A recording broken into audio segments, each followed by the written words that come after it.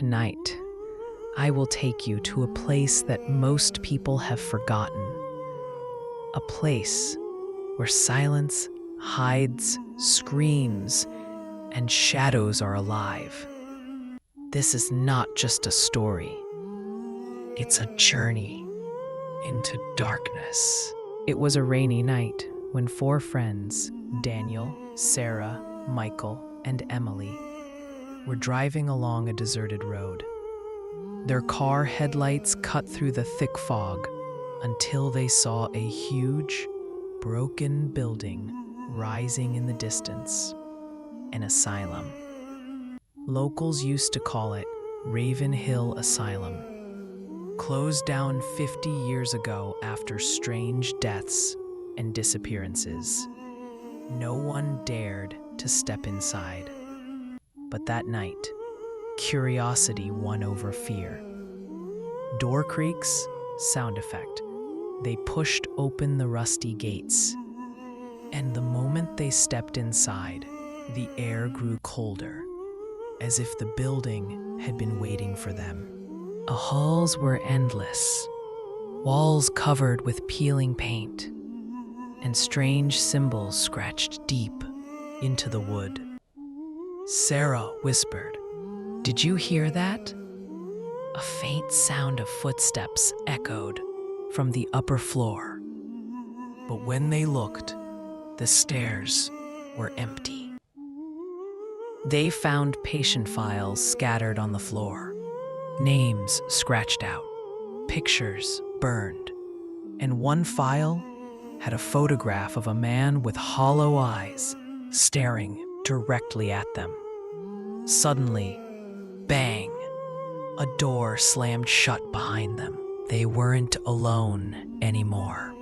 As they explored deeper, they found the underground ward. Long corridors with doors on each side, some locked, some half open. Inside one room, Emily found an old wheelchair that moved slightly, even though there was no wind. Daniel laughed nervously, trying to hide his fear. But then they all froze, because someone was whispering, "Leave, leave, leave." The whispers came from everywhere, above, behind, inside their own heads. Michael suddenly collapsed. When he stood up, his voice was not his own. Deep, distorted. He looked at Sarah and said, "You don't belong here." His eyes rolled back and he started laughing, a laugh that didn't sound human. The others tried to pull him away, but the shadows around them began to move, stretching along the walls, reaching out like hands. Whispers grow louder, lights flicker. The asylum was alive. Panicked, they ran towards the exit. But no matter which door they opened, it only led them back to the same hallway, over and over again. Emily screamed.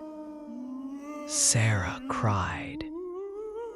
Daniel kept shouting, "There has to be a way out." But the asylum didn't want them to leave. It wanted them to stay.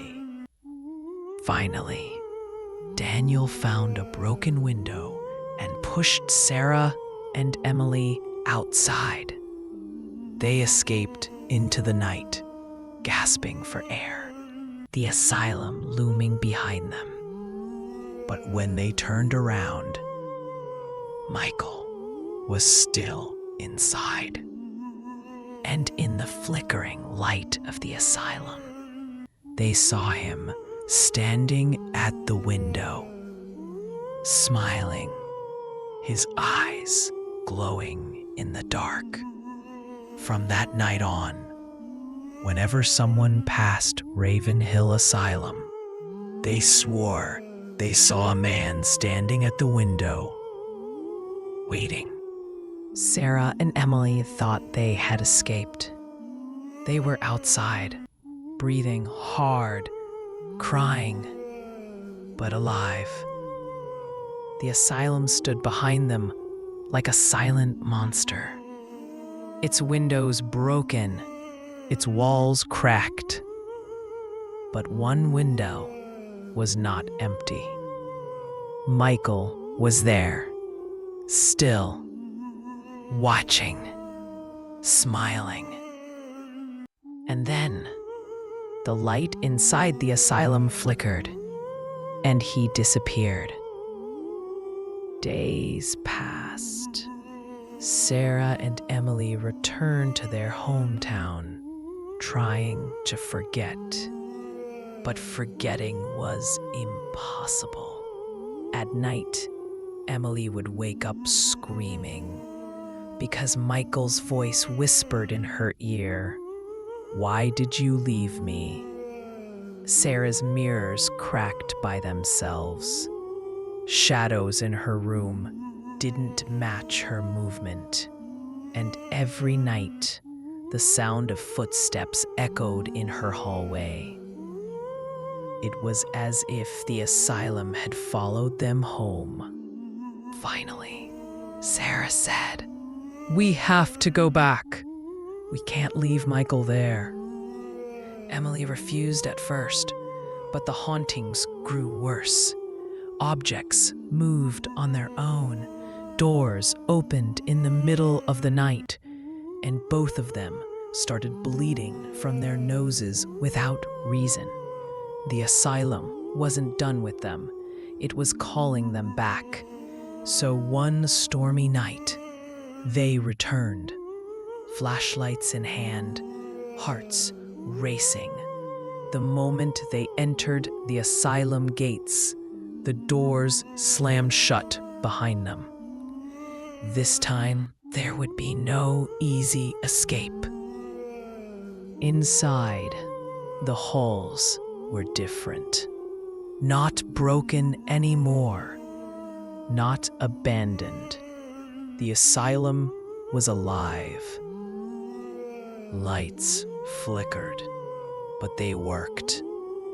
Wheelchairs rolled down the hallways by themselves, and screams of patients echoed from every room. They walked deeper until they found Michael. But he wasn't Michael anymore.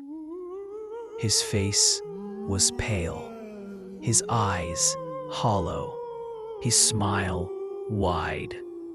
He whispered, "You shouldn't have come back." And then, dozens of shadowy figures emerged behind him, the souls of the patients who never left, the asylum's true residents. The truth was revealed that night. Ravenhill Asylum was not just haunted, it was alive. It fed on fear. It kept the souls of everyone who entered. And now, Sarah and Emily were never leaving again. The next morning, the asylum looked quiet, empty, abandoned. But if you walked close enough, you would see 3 faces staring from the windows. Michael, Sarah, Emily, and their eyes would follow you until you walked away. Remember this: some buildings are not built with bricks and stone. They are built with screams, with pain, with souls. And once you enter them, you never leave.